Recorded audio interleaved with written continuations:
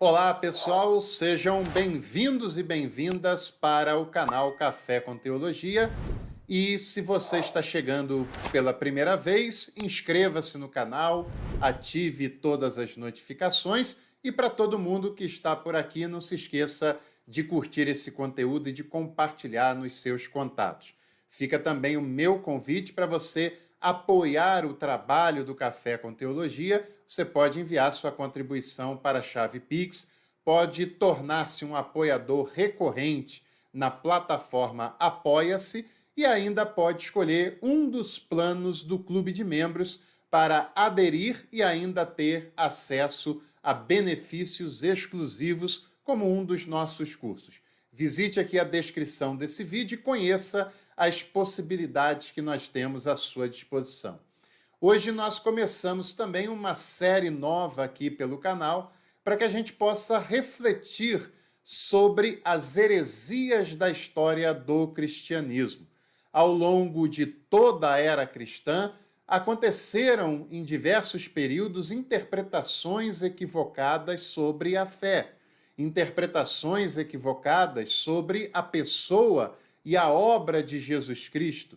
E de acordo com o ensinamento teológico da Igreja Cristã, o ensinamento teológico produzido nos concílios e produzido pelos grandes pensadores da Igreja, tais ensinamentos foram classificados como equivocados e, por isso, não foram aceitos como ensinamento oficial do cristianismo.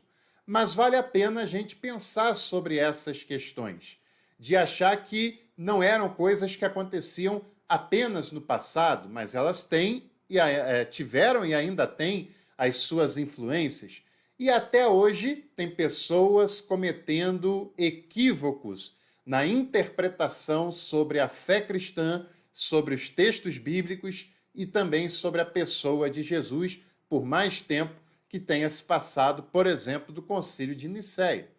Hoje, nesse primeiro episódio, eu quero abordar não necessariamente uma heresia, mas quando tudo isso começou. Como começaram as primeiras disputas teológicas do cristianismo. E para a gente abordar um tema como esse, a gente precisa explicar que, infelizmente, existe uma certa visão mítica sobre o que foi a igreja primitiva. Para muitas pessoas, a igreja primitiva vivia um verdadeiro paraíso terrestre. Eram todas pessoas muito sinceras, pessoas muito piedosas, e que aquela igreja primitiva toda vivia uma profunda harmonia e fraternidade, e, além disso, uma profunda unanimidade em relação aos posicionamentos teológicos. Isso é uma expressão mítica. É claro que a igreja primitiva, em muitos aspectos, ela pode ser uma inspiração para o segmento de Jesus, independente da época que for. Mas sempre existiram controvérsias e desentendimentos doutrinários, teológicos e morais, inclusive, envolvendo as comunidades primitivas. Por exemplo, nós sabemos das problemáticas que envolveram a comunidade de Corinto. A carta escrita para aquela igreja, ou as duas cartas, mostram um quadro bastante complicado de uma igreja que não se entendia, que era dividida em grupos políticos teológicos muito diferentes uns dos outros, que se desentendiam até no partilhar da ceia e transformaram o que deveria ser a ceia do Senhor na ceia deles próprios, na ceia da igreja de Corinto, que havia casos de relações sexuais abusivas, como o rapaz que abusava sexualmente da viúva do seu próprio pai, provavelmente era viúva do seu próprio pai. Enfim, um quadro nada harmonioso. E mesmo antes disso, começam as problemáticas relacionadas ao ambiente teológico da igreja primitiva. A primeira grande disputa, o primeiro grande problema teológico da igreja, do cristianismo, foi a disputa entre judaizantes e helenistas. Foi uma disputa bastante intensa e que aparece, sobretudo, nos primeiros capítulos do livro de Atos dos Apóstolos.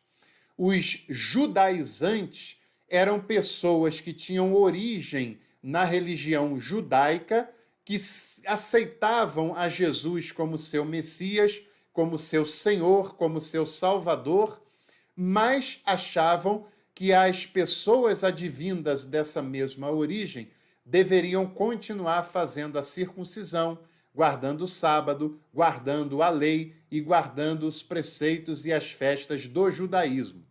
Já o grupo dos helenistas eram pessoas, em alguns casos, de origem judaica, mas também de origem gentílica, só que não estavam relacionados ao judaísmo conservador presente na Palestina, onde tudo começa. Geralmente são comunidades de outros lugares do mundo antigo. E aquelas pessoas, sobretudo, é claro, as de origem gentílica, não entendem o cristianismo como uma continuidade do judaísmo, conforme os judaizantes entendiam e pregavam. E isso deu muitas polêmicas, mas foram problemáticas muito maiores do que apenas polêmicas. Já teve casos, inclusive, de pena de morte por causa dessas questões. O caso de como o Sinédrio julga Estevão é um caso de pena de morte, sem dúvida.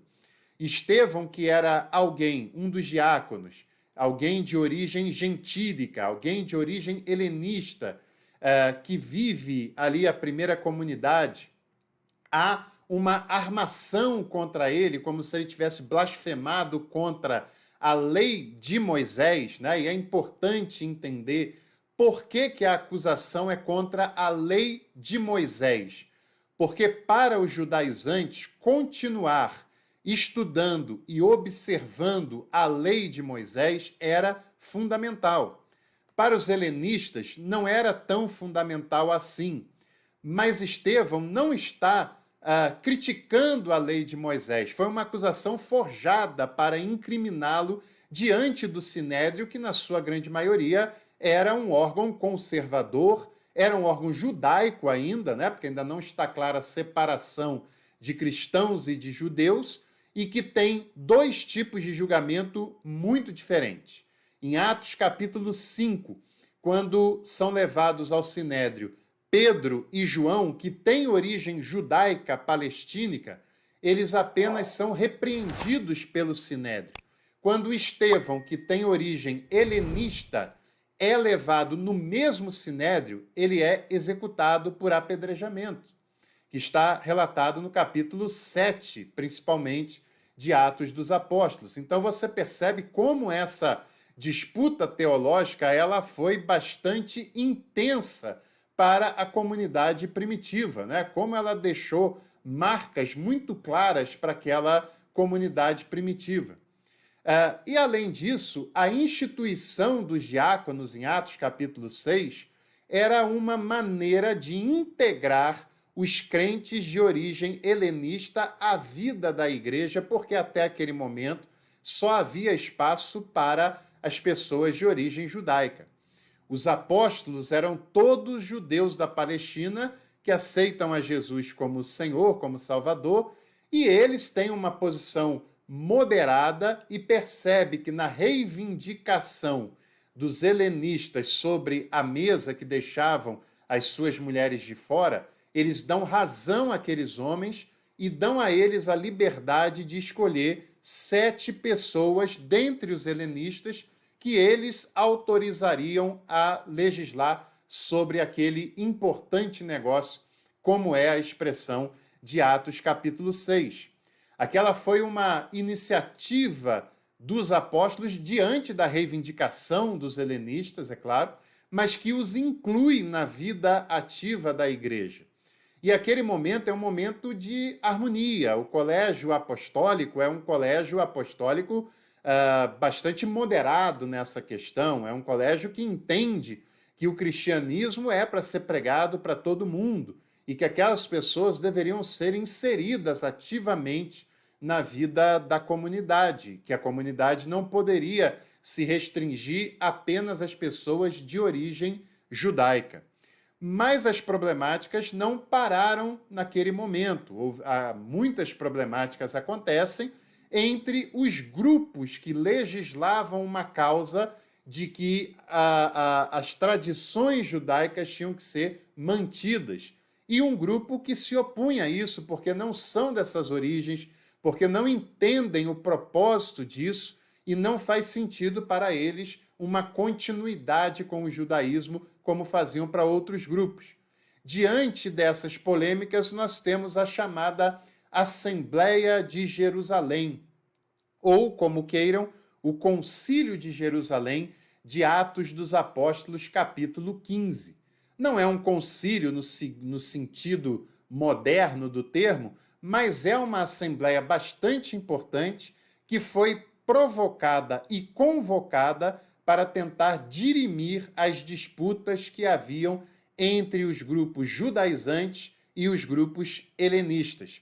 Atos capítulo 15, do versículo 1 até o 5, diz quais foram essas problemáticas. Alguns que tinham descido da Judéia ensinavam aos irmãos que, se não fossem circuncidados segundo a norma de Moisés, não poderiam salvar-se. Isso provocou um alvoroço e uma séria discussão entre Paulo e Barnabé com eles. Decidiram então que Paulo, Barnabé e alguns outros dentre eles subissem a Jerusalém para consultar os apóstolos e anciãos a respeito dessa questão. E os que foram enviados pela igreja atravessaram a Fenícia, Samaria e, contando em detalhes a conversão dos gentios, causavam grande alegria entre todos os irmãos. Chegados a Jerusalém, foram acolhidos pela igreja, pelos apóstolos e pelos anciãos. Relataram então tudo o que Deus tinha feito com eles. Contudo, alguns da seita dos fariseus, que tinham abraçado a fé, intervieram, dizendo: é preciso circuncidá-los e ordenar-lhes que guardem a lei de Moisés. Então, esses versículos de Atos dos Apóstolos, capítulo 15, mostram as problemáticas e o porquê da Assembleia de Jerusalém. Jerusalém é onde tudo começa. Era o principal patriarcado até os anos 70, do primeiro século. Era liderada por Tiago, irmão do Senhor, onde Pedro também tem uma grande importância, como João também. E Paulo representa um outro grupo. E é dito que se as pessoas que se convertessem ao cristianismo, independente das suas origens, não abraçassem a circuncisão, que era um hábito, que era uma doutrina judaica, elas não poderiam ser salvas. E isso causa um alvoroço, conforme o texto disse.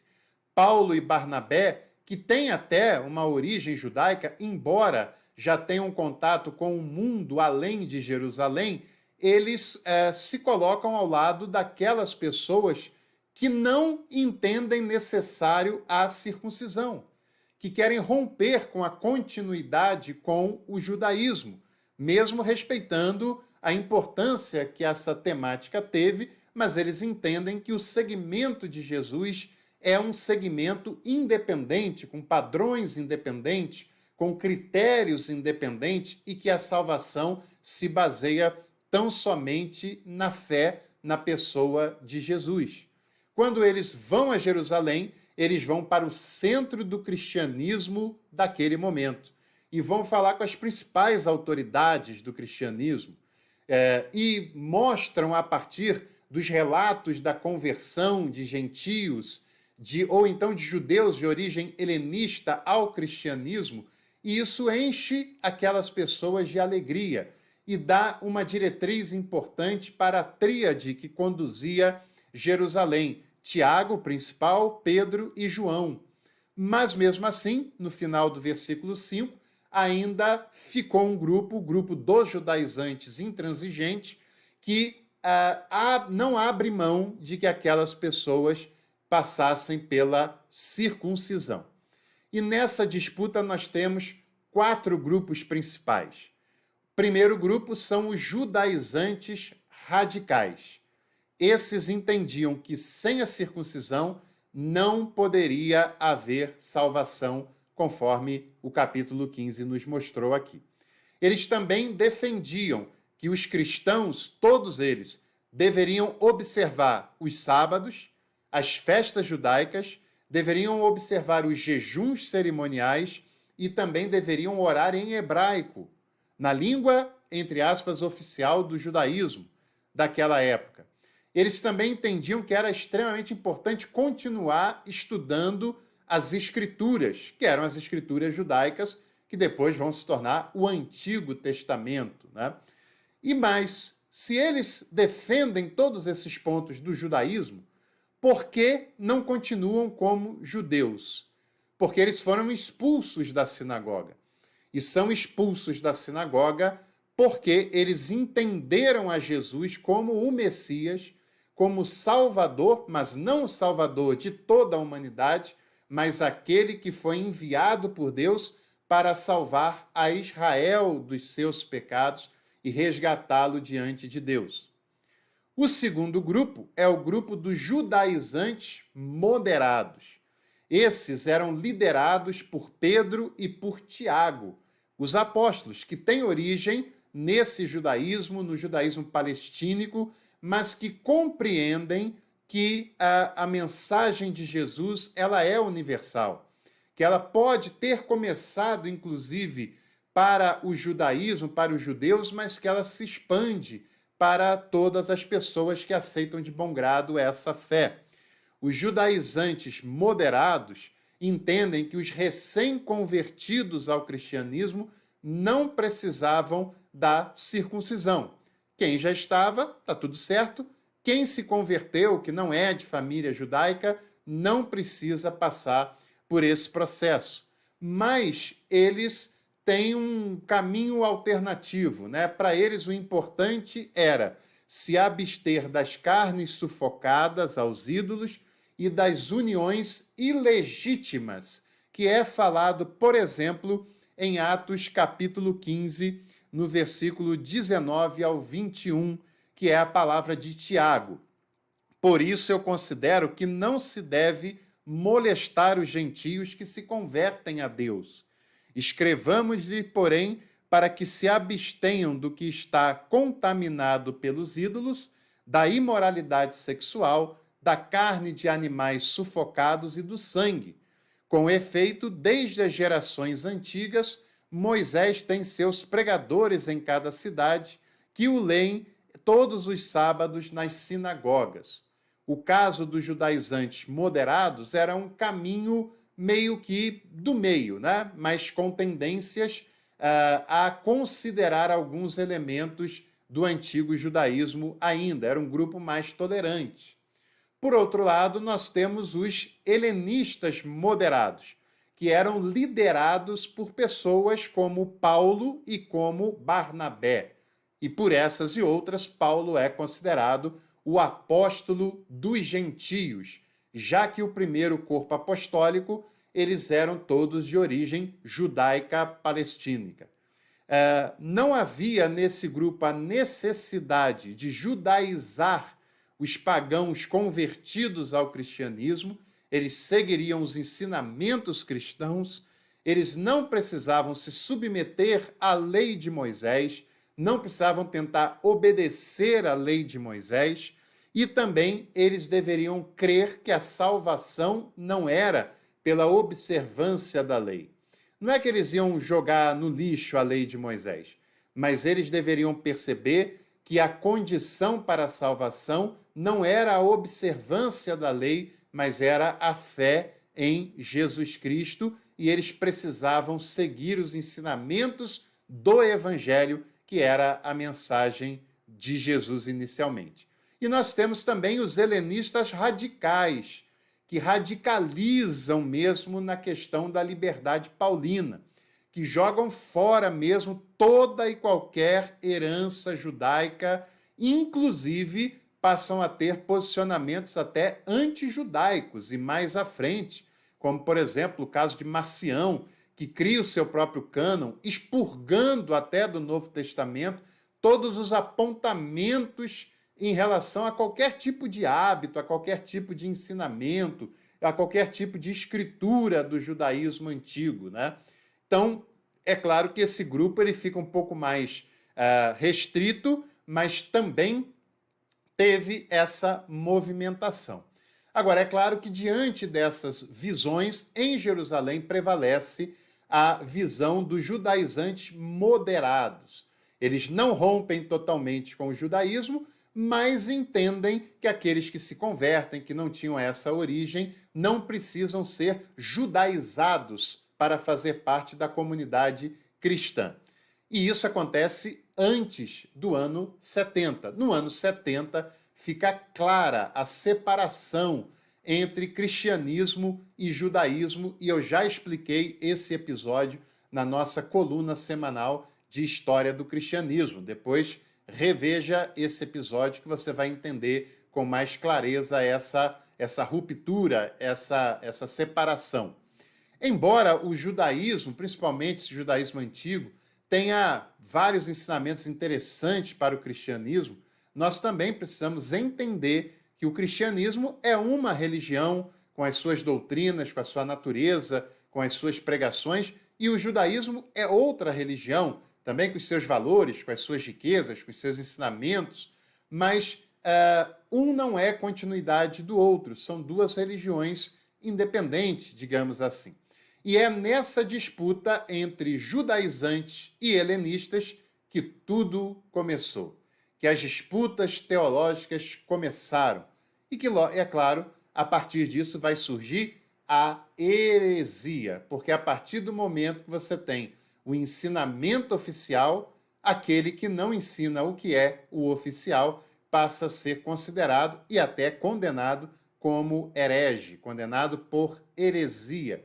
E nós temos muitos exemplos disso que nós precisamos abordar nessa série de vídeos. E se você acha essa ideia legal, deixe seu like, deixe sua curtida nesse vídeo e não se esqueça também de se inscrever por aqui e de participar conosco de um dos nossos cursos. Clique na descrição, venha conhecê-los e participar com a gente, que em breve nos encontramos para mais um Café com Teologia. Até lá!